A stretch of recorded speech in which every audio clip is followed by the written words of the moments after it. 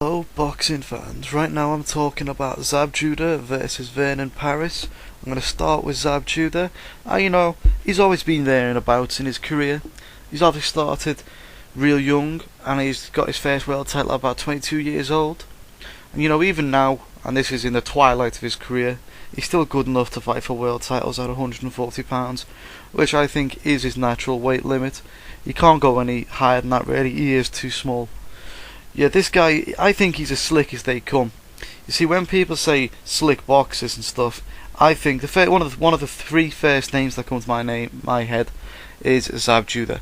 So that's something that I just want to say first of all, because I do think he's a good boxer. But then, however, there's always a however. This probably really is the last hype when it comes to Judah. There's always been hypes after when he's done a return. He loses a fight, probably due to his own something he's done himself, and he recreates himself as a new Judah. And people believe in the hype for some reason because, like it or lump it, it is Zab Judah and he's got a name. And people want to believe that Zab Judah can come back and he can have a real good go and maybe dominate a division for just a little bit longer. People want to believe it. But then, what happens again? He ends up going out there, being mentally weak, losing a fight, probably due to something of his own accord, so like he might quit, and then therefore he makes all the fans who believed in him look like wank stains. Do you see where I'm going? Yeah, it's a bit of a vicious circle when you're a Zab Judah fan. I know there's quite a few Zab Judah fans on here, so gotta be quite nice to him. Anyway, he's got some key characteristics. Let's look through them. Obviously he's a southpaw. He's very awkward to fight, especially when you're a young opponent. He will be susceptible to the right hand. You can ask Costa about that, but he's also a level above his opposition tonight. What else do we know? Quick hand speed. He's always had great hand speed. He's always came in great shape. I've always said that £140 is the division he should be in, and if you look at him, even just in his last fight, in the Amir Khan fight, he came into that fight in some quality shape, considering how he can be in between fights. And he does have great hand speed for that division. I still think he has one of the fastest outputs from A to B at £140. Obviously under Amir Khan, maybe under Timothy Bradley, but I think he's still a match for anyone at £140. Anyway, going to the power game, and I've got to point this out because this is true. If you look at Zab Judah, this guy is a real small guy. He's titchy. I mean, if he was standing next to me, I could probably put the top of my arm on his head, because he is really small. But for such a small guy, he does have crazy power. I mean, if you look at the Mabuza fight, for example, that KO he pulled out the bag came out of nowhere. It was good to watch. It was good to see that he still had the power in it, and he'll have the power going into this fight, because I don't think the power ever really leaves your game, no matter how old you get. Speed leaves. I don't know, maybe power degenerates a bit, stamina leaves, movement leaves, but you never lose class, and power's the last thing that will ever go. So he's still got some places he can go in this division, I think. Right, going on to his negatives into this fight, and obviously he does have some negatives. His movement is regressing with age, like I've just said.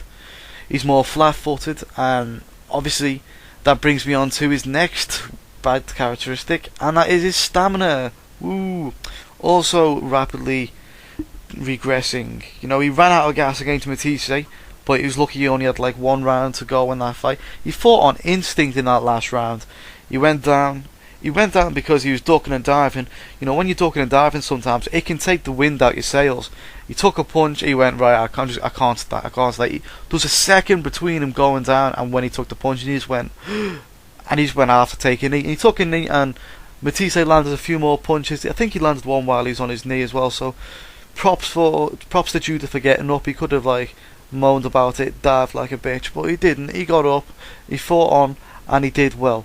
I would say he looked tired in the Mabuza fight, and obviously he couldn't keep the pace with Khan. Even in the 5th round, he was well behind in that fight, and he was outclassed in my opinion. His other thing, and this is the big one, the heart.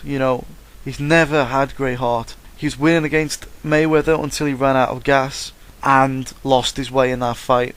He lost a technical decision to Joshua Clottey. He was getting bullied from pillar to post in that fight. He took a cut and decided to hope for the best, and he had to ask for the decision. He said, "No, I can't see. I'll just have a decision, please." And they went, "Okay, we'll see how the decision is." He was at home, so he was the favourite to win the decision. I didn't have him winning the decision. I thought Clottey won all but one round, and yeah, the judges agreed. Basically, they gave it to Joshua Clottey by 1 point, I think. So he never asked for a rematch. It says, really, doesn't it? And against Khan, obviously, he realised in that fight, maybe in round 1 or 2, that his chances were severely dwindling. He couldn't find that counter punch. He was hemorrhaging rounds, and basically, when the going got tough, Judah got going. Home. He took a knee from a body shot and called it a night.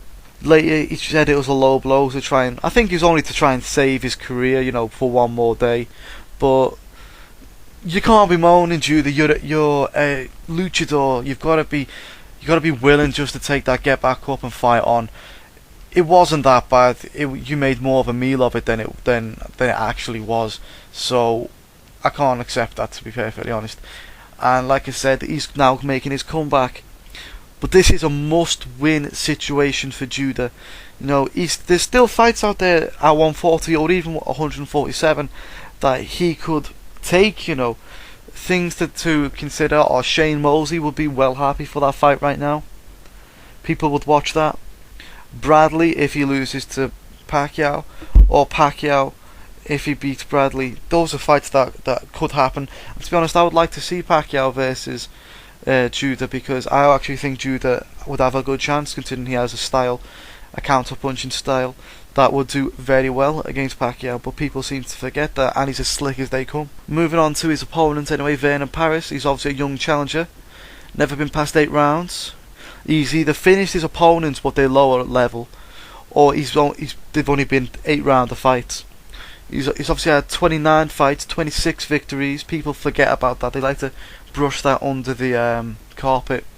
If you don't know why, he's had 3 no contests after failing drug tests. Now, as far as I'm aware, that was only due to him smoking marijuana straight after the fight. What a dumb shit. But anyway, it just shows that he's not a great professional in reality. He's gonna have to change that, especially the further he goes in his career. He's gonna have to change that a lot. Obviously, we don't know how his stamina is. He's never been past 8 rounds. He is a good boxer. He's a left-handed dominant boxer. He's got a good left jab. However, he does have a leaky defense. He doesn't tuck his chin in and leaves it hanging out from time to time. It's not good, because a good opponent will take advantage of this, especially at world level. And you got to admit, Judah's still at world level, and he can take advantage of your opponent's disadvantages. And if you've got a leaky defense, he's going to look to take advantage of that a lot. Can Vernon Paris basically follow the blueprint on how to beat Judah set by Khan? Don't know. I don't think he's got the speed of Khan. I think he has got the variety of punches in his arsenal, but I don't see him winning like that. If I was looking for him to fight it in a particular way, I'd probably expect him to fight it the same way that either Kostya did or Joshua Clottey did. Big differences. But another question is, will Vernon Paris be a future star? And are they using Zab Judah as a stepping stone in this fight? And yeah, I think they are. I'm going to tell you how I think that I've got this now. And I think this is a stepping stone fight, and I think Vernon Paris is going to beat Judah via unanimous decision. The most important thing in this fight is this is Judah's fight to lose. A lot of people expect Judah to win this fight, and let's be honest, the guy's not exactly the most mentally strong guy in the world. And when you take into account also that his fight against Matisse beat him probably. Mabuza was definitely winning the fight on points, and obviously Khan stopped him. Let's say this has been an Indian summer in his career. Good few victories on his way to a world title. Won it, lost it, he's coming back. It's not been a great Indian summer in my opinion, and I think he's there for the taking. The question is Vernon Paris a new star that they're going to want to move on to a world title fight from this, as this is an IBF eliminator or is this just going to be another fight for Judah to win, have another shot at the IBF title that he got a shot against before, and maybe win that title, or have another fight against Khan or Lamont Peterson, whoever wins that fight? That's the question to answer, guys. So, like I said, I think that it's going to be Vernon Paris going to win this one. I think they're trying to move him on. I don't see why you're going to sacrifice one of your younger stars for an older pro. I don't see why in business sense that's not a good idea. So I think that it's pretty. They expect Paris to win, but they wouldn't be gutted if Judah won.